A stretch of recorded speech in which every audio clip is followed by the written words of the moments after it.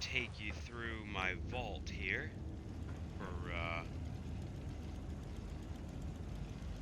people like Wes and things like that who haven't been able to, can't really share.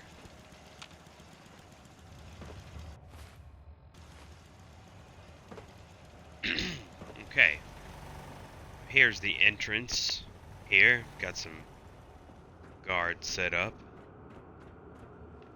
Down there's the power room, which is obviously standard with the vault. It's nothing special. Down here is where things start to get interesting. Got a door that leads to the outside. I'll show you the exterior of it later on as we go through here. Here's my atrium. Pretty standard. I tried to make it a little bit larger. There's Kate. I tried to make it a little bit larger just to have that extra room. Let's go up to the overseer's office. Put this door here. And another door that leads into my office. Just a desk, the overseer's office pieces there, and the window that looks down into the atrium, pretty much where everybody hangs out.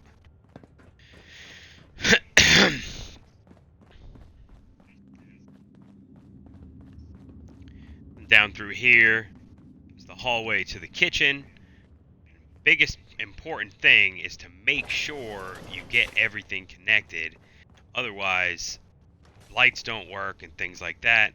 Here's the person I found dead earlier this morning. Thought that was pretty interesting. One of my settlers there. I've basically just put the cooking stoves and stuff in here. I don't really know what else to do. You can't really build a cafeteria necessarily, but I put some tables, chairs, and cooking equipment, and then, maybe we'll eat this person later on or something. Put them on the fire. But, made sure that everything kind of meshed well together here. We've got another hallway, a door that leads outside. And then, again, another door that leads outside, because it's the only way you can grow food is to do the dirt and stuff. But you can kind of get a little bit of a view of some of the ways that I built some things, which I'll show you afterwards. This here is a hallway that I built to my medical center, because you need as much open area to build these things. So I used the area that goes up and over the stairs, which I will again show you afterwards. So here is the medical center, which I just kind of started earlier. I was hoping there was some sort of, hospital beds and things like that, but it doesn't really seem like I can find that kind of stuff, so it's just basically a big wide open area at the moment. But again, you've got this nice long hallways, and you've got to build these stairs and things to kind of get over some of the obstacles.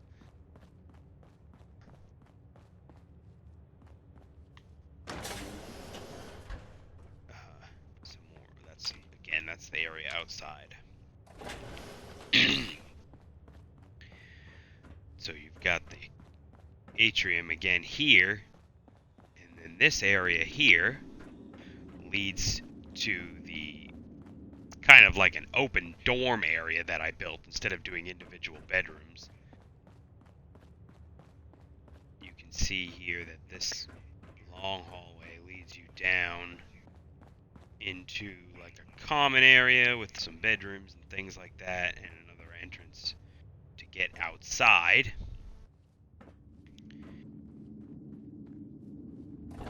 That's the internal portion there, and now I will lead you back around outside and show you how everything looks from the outside. And so you saw those long hallways, and basically I just built them through as much of these areas as I could. These were the difficult parts here, to try to get them to line up through the different areas. But you can see already this kind of leads us back to the main open area. These areas, that's the hallway that we just went down to go to the common area, dorm, open area there. This is here is how I built the tunnels to get down to the medical center, which you can see down there. So it kind of, basically you just need to have the access to the outside to continue to build things later on. You can kind of see, again, you can only go so far in these areas. You kind of get disrupted by the walls and things, but if you can manage to figure out how to link things up together, which is the hardest part by far, is really just getting the pieces. Fucking Kate in the way. Which is the hardest part, really, is to get things to go together so that you can use the power conduits to manage to get the power to run through everything. You can see around here, that's where the kitchen and the cafeteria is. I keep this ladder out here for when I want to build other things.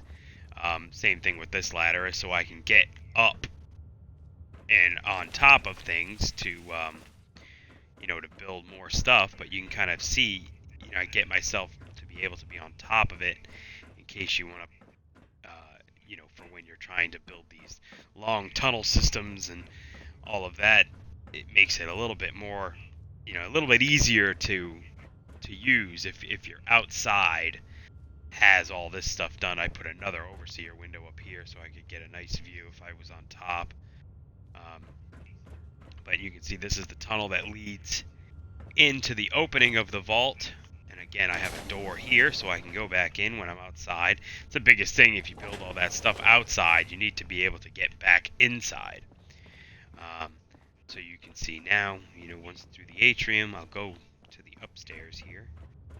You can see, the bridges and the little hallways and that kind of thing. And this area here is another little access to get up on the roof and make sure that I'm able to access everything. I mean, that's essentially it. I tried to go down these other tunnels